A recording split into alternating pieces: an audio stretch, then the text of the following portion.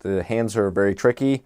A lot of people struggle with them for good reason. There's a lot of angles, joints, muscles, bones. And so if you take the hand from the wrist to the tip of the middle finger, you divide that distance in two, that'll be about where the middle knuckle is. Then if you divide the distance between that first knuckle and the tip of the middle finger again, you'll get the next knuckle, about. And then again, take the distance from that knuckle to the tip of the finger, and you have the last knuckle. And then if you divide that in two again, then you'll get where the fingernail is on the back of the hand. So that's called the halves method. So one half to right there, half of that to here, the next knuckle, half of that to the next knuckle, half of that to the fingernail. Helpful thing to know where the knuckles are on that middle finger. Then you can follow the rhythms, like the rhythm that connects the tips of the fingers to locate the knuckles on the rest of the fingers. This is really helpful to know when you're doing hand armatures, which I like to do for sculpting the hands. While we're on the topic of the hand, let's go over another visual that I've also found to be really helpful when representing the hand.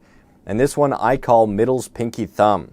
And it involves thinking about the hand as a gesture that goes from the forearm through the wrist to the middle three fingers of the hand, and thinking about the pinky and the thumb as separate entities with their own gesture.